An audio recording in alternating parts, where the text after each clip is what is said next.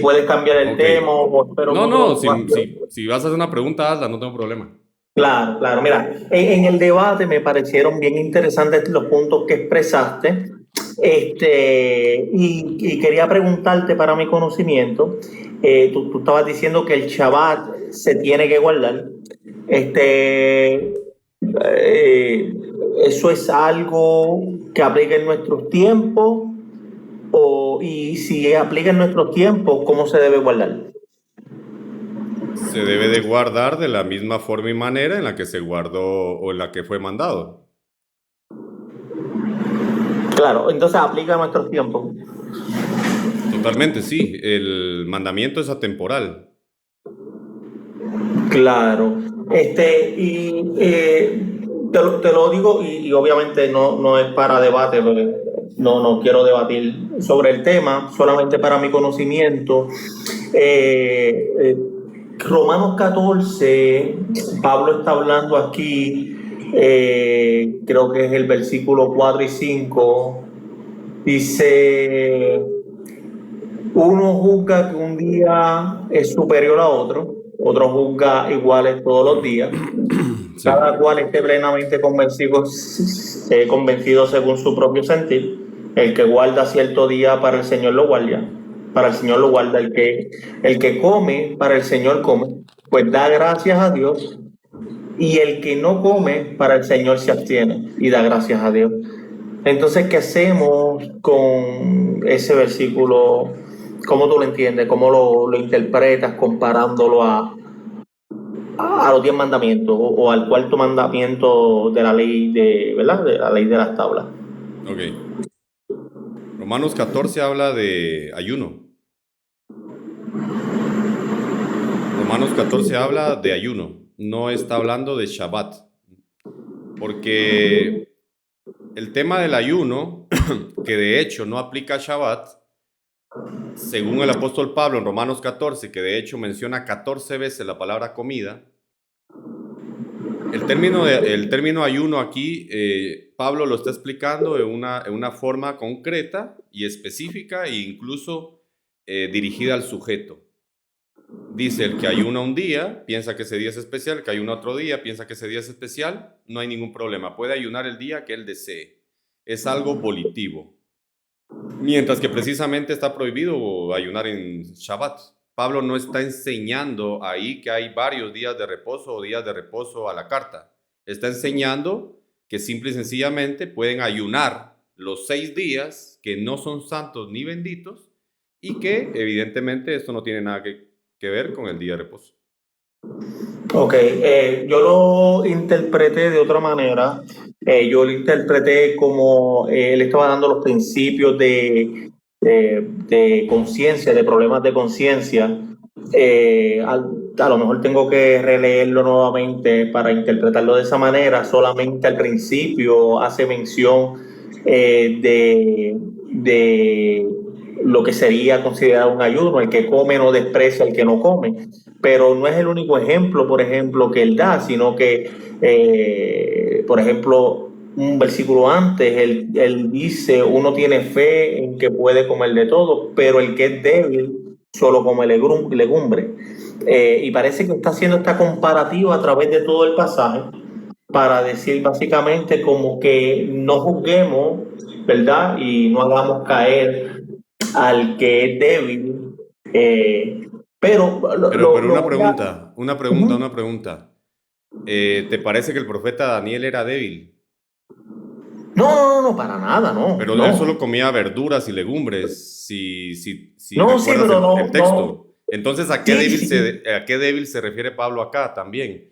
Cada parte del texto tenés que tomarlo como, evidentemente, parte de todo, pero también tienes que tomarlo individualmente.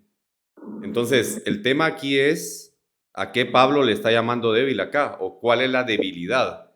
Pero ¿cuál Pues, sería en tu caso particular, ujú. el mejor verso acá en este capítulo 14 que nos pueda llevar a concluir que o el Shabbat está siendo aquí abolido en parte, aunque lo que te está diciendo es que lo guardes lunes, que lo guardes martes, que lo guardes jueves, viernes? Eso Claro, también hay que claro, no, tomarlo en cuenta, ¿no? a eso es lo que yo me refiero, que pareciera, desde mi perspectiva, y quiero dejar este punto bien claro, creo que tu participación fue magistral y yo estuve de acuerdo en prácticamente todos los puntos, pero tenía una duda en este punto en específico, porque hasta el sol de hoy yo he pensado que el Shabbat no aplica para nosotros, pero ¿Por qué no aplica para ti? Porque el Romanos 14 lo he leído muchas veces, lo he tomado en cuenta en mis libros del tema del Shabbat, y Romanos 14 no te dice nada del Shabbat. Primero porque Shabbat es santo y bendito, esto es apartado. Los demás días son de los que está hablando Pablo, esos 6 días. ¿Por qué te lo digo? Porque precisamente la etimología de Shabbat, perdón, de Kadosh o santo, es apartado para un uso diferente. Los otros días son los que podían ellos utilizar para ayunar. En Shabbat no podés ayunar. Si ayunas en Shabbat, estás quebrantando el día de reposo. Ahora bien, si está hablando acá de Shabbat, ¿por qué razón no aparece en ninguna parte Shabbat ni día de reposo? Habla de días, evidentemente sí, hay más sí, no, días no, dentro de la no. semana. Claro, no, definitivamente tienes un punto a tu favor. Sin embargo, Colosenses, por ejemplo, 2, sí habla, a mi entender, de Shabbat. Déjame ver exactamente qué versículo, creo que era el 16, 16 y 17. Déjame ver, puedo estar equivocado. Eh, mm, Perdóname, y perdóname que esté cambiando del tema, hermano. No, es que vi la oportunidad y No, pero realmente me parece quiero. interesante tu postura, te soy honesto. Me Ok, parece interesante tu postura. gracias, gracias. Mira, dice el 16 de Colosenses 2, dice, por tanto, que nadie se constituya en juez de ustedes con respecto a comida o a bebida, o en cuanto a días de fiesta, o luna nueva, o días de reposo. Okay. Cosas que solo son sombra de lo que ha de venir, pero el cuerpo pertenece a Cristo. Okay. Nadie los defraude de su premio, deleitándose en la humillación de sí mismo y en la adoración de los ángeles. Yo creo que con eso estamos bien, ¿verdad? Porque ya ahí, Okay. yo creo que con eso es suficiente, Sí, sí. pero Perdón. regrésate por ahí por el verso 8, 9 o 10, por ahí Ok, tiene que vamos para ahí. estar. Vayamos a ver el Vamos. contexto. Claro, vamos para ahí. Dice, miren que nadie los haga cautivo por medio de su filosofía y vanas sutilezas, según la tradición de los hombres, conforme a los principios elementales del mundo, y no según Cristo. Ok, Porque, ¿te parece que el día de reposo son principios elementales del mundo, filosofías y huecas sutilezas? Porque no, no. Pablo empieza su discurso diciendo, no es que empiece el discurso propiamente, ¿no? Lo que pasa es que los capítulos y versículos no existían. Entonces, ¿Mm? Pablo inicia ya para el verso por ahí, yo te dije 8, 9 o 10, lo recordaba por ahí, no sé si está exactamente ahí, pero definitivamente es esto de lo que vengo hablando, ¿no? Ya para el 16 él termina, pero filosofías huecas, no se dejen engañar con filosofías huecas. Cuando un mandamiento de Dios ha sido una filosofía humana. Eso es algo que tenemos que tomar en cuenta según contexto, ¿sí? Eso para empezar. Si no está hablando de Shabbat, está hablando de filosofías huecas. Y si está hablando de filosofías huecas, no está hablando de Shabbat. Es imposible que Pablo le llame filosofías huecas a los mandamientos, ni siquiera a las fiestas de las que está hablando ahí. Eso no lo podemos justificar a la hora de decir que ahí está aboliendo Shabbat, porque tendríamos entonces que decir que son filosofías huecas. Es un problema. Claro, pero el contexto no sería lo que estaba pasando en la Odisea, ¿Qué estaba porque, pasando ahí? porque dice, porque quiero que sepan qué gran lucha tengo por ustedes y por los que están en la Odisea y por todos los que no me han visto en persona. Espero que con esto sean alentados en sus corazones y unidos en amor, alcancen todas las riquezas que proceden de una plenitud, de una plena seguridad, de Ok. comprensión. Ok, Mira, el tema plenitud es un asunto que también hay que tomar en cuenta porque Jesucristo vino a traerle plenitud a la Torá, pero no a abolirla. Yo investigo de esta manera. Yo tomo en cuenta cada parte del texto. No puedo inferir. Necesito tomar cada parte del texto. Pablo está hablando de filosofías huecas Y de hecho, la lucha que tenía Pablo era precisamente por el misterio revelado. Colosenses te habla de ese misterio. De hecho, toda la epístola habla de eso. El misterio es que ahora los gentiles han sido acercados al pueblo por medio de Cristo, como lo dice Efesios 2. Ahora, si vamos al 16 y 17, te vas a dar cuenta de algo, que no está hablando del día de reposo. Y aunque lo hablara, hagamos de cuenta que está hablando del día de reposo. Hagamos de cuenta eso. Ok. Pablo defiende en Colosenses el sacrificio de Cristo. Ver sus obras, ver sus animales sacrificados, ver su sangre de animales, etcétera, etcétera. Correcto. Lo otro es de que te dice, nadie os juzgue en comidas y bebidas. Para ti, ¿qué es esta comida y bebida de la que está hablando ahí?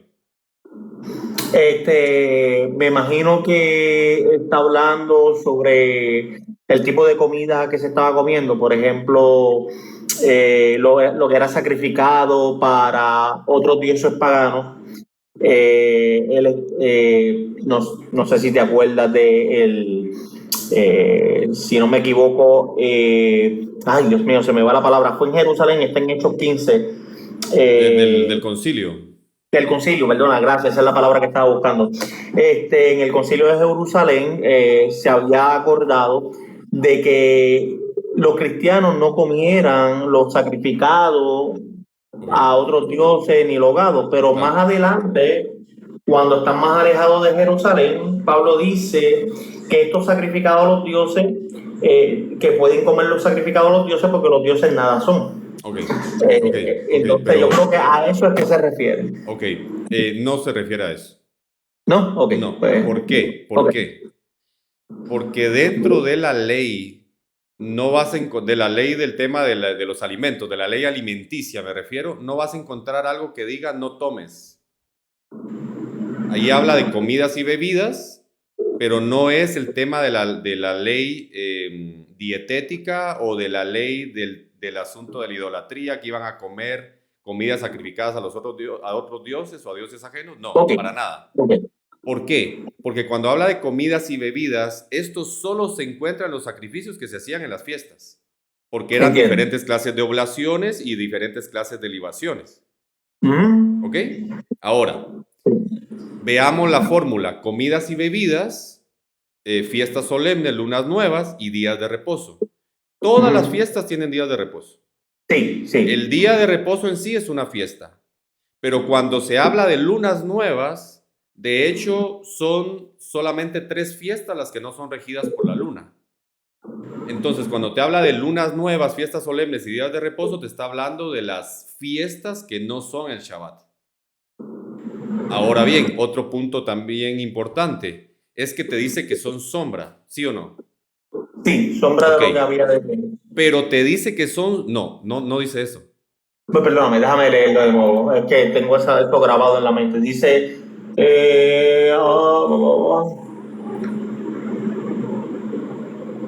Si lo lees en el griego, te va a decir de las cosas... Sombra de lo que había de venir, dice aquí, sí. No dice eso, en el griego no dice eso. No. Vamos a buscarle en la internet. No es que no te creas, es que quiero verlo para que me grabe. Sí. No dice de lo que vino ni de lo que había de venir. Eso no lo dice. No lo dice. Ok. Vamos a ver aquí. Colosenses 2, 17, si no me equivoco, ¿verdad? 16 y 17. Es el 17, básicamente. Sí. Sí, bueno, dice aquí cuáles están siendo sombra de las cosas estando para venir, que es la traducción literal, es el 3195. Sí. Y dice que la definición de esto, bueno, dice que mediante la idea, dice intentar, es decir, estar a punto de hacer o sufrir algo. Específicamente de personas o cosas, específicamente hechos en el sentido de propósito, deber, necesidad, probabilidad, posible, etcétera, etcétera, etcétera. Eso sí lo dice en el hebreo, digo en el griego, perdóname. A ver, no te dice que del que vino. No, dice es un plural. Estando para venir, dice, es la literal. De las cosas, no del que vino, porque muchas veces toman ese texto para decir es que Cristo abolió ahí porque Él vino, no. Dice de las cosas que están por venir. Si tú te vas al razonamiento teológico, te vas a dar cuenta que las sombras deben de practicarse mientras no ha venido lo que señalan. Claro. Si las cosas que están por venir no han venido, quiere decir que tenemos que seguir celebrando las fiestas. Pero Porque no ha venido. dice más adelante, déjame buscar Colosenses 17, cosas que solo son sombras de lo que ha de venir, pero el cuerpo pertenece a Cristo. A ver, ahí tenemos que hacer una pausa también. Ok. El cuerpo de Cristo, ¿quién es? La iglesia. A ver, pero ¿está diciendo que es sombra del cuerpo de Cristo o de cosas que están por venir? Porque no es lo mismo cuerpo que cosas. No es lo mismo la iglesia que cosas. El cuerpo es de Cristo. Evidentemente el cuerpo es de Cristo, sí. Y de hecho, vámonos déjame, vamos a ver algo muy importante también. Colosenses yo lo tengo ya, de hecho, bien conocido porque lo tengo en un libro ya puesto. De hecho, por eso empecé a guardar las fiestas. Estudiando esto, empecé a guardar las fiestas, ¿no? Precisamente habla del cuerpo de Cristo, que es soma, ¿no? En griego. Es el cuerpo del ungido, cuerpo de Cristo. ¿Sí? Ajá. Pero el cuerpo es de Cristo. Te está diciendo que estos son sombras de las cosas que están por venir, pero, porque estas están por venir, no han venido, pero el cuerpo es de Cristo, el soma. Básicamente soma es literalmente cuerpo. Ahora, ¿cuál es el cuerpo de Cristo? La iglesia. ¿Qué es lo que se va a presentar en el futuro también? ¿Qué es lo que se va a presentar en el futuro? La iglesia. ¿Por qué no podemos abolir ni la iglesia, ni el cuerpo, ni la sombra, ni esto de está por venir? Porque todo es parte de un razonamiento paulino, de la teología paulina, básicamente. O sea, aunque tú digas, es que el cuerpo es de Cristo, por lo tanto la sombra es Cristo, sí, pero es que no ha venido esto. Cristo ya vino, pero Pablo nunca dice el que vino. Ese es el problema. ¿Por qué Pablo no señala directamente a Cristo como que vino, sino habla de las cosas? Está hablando en sentido escatológico. ¿Sí? Entonces, si estas sombras no se han cumplido porque están por venir, y luego dice, pero el cuerpo es de Cristo, ¿acaso no se estará refiriendo a aquellas cosas donde la iglesia se manifieste también? ¿O a qué se refiere? Porque después de esto, habla de un premio. Nadie os prive de vuestro premio, efectuando humildad y culto a los ángeles o mensajeros o malaj, entremetiéndose en lo que no han visto, vanamente hinchados por su propia mente carnal. Eso ya es metiéndose en otras cosas y no haciéndose de la cabeza en virtud de quien todo el cuerpo, nutriéndose y uniéndose por las coyunturas y ligamentos, crece con el crecimiento que da Dios. Y aquí está hablando del desarrollo de la iglesia y todo ese tema. Pues ni habéis muerto con Cristo en cuanto a los rudimentos del mundo. Otra vez rudimentos del mundo. Porque como si vivieses en el mundo, os sometéis a preceptos, y ya habla de otras cosas como no manejes, ni gustes, ni aún toques, ¿sí? En conformidad con mandamientos y doctrinas de hombres, cosas que todas se destruyen con el uso. Y este razonamiento acá es un poco extraño, ¿no? Tales cosas tienen a la verdad de cierta reputación de sabiduría en culto voluntario, en humildad y en duro trato al cuerpo, dice, pero no tienen valor. ¿Dónde estás leyendo? Algunos. Ahora, es extraño lo que Pablo hace acá, pero recordemos que él está tratando de resolver un problema que existía en ese lugar. Y lo otro también es que en el versículo 16 no te dice no lo hagas, sino que te dice nadie os juzgue. Y ahí hay un problema. Ahí hay un problema porque de hecho en ese tiempo más que todo los gentiles estaban muy apartados. Si un judío se enteraba que un gentil no estaba guardando el día de reposo, a él no le importaba, porque ellos estaban queriendo traer prosélitos, enseñando que básicamente había una separación entre pueblos, etcétera, etcétera. Estaban inmiscuidos en eso. Entonces, cuando Pablo está tratando de solucionar un problema, la única forma de juzgar a estos creyentes era que estuvieran celebrando las fiestas sin los sacrificios.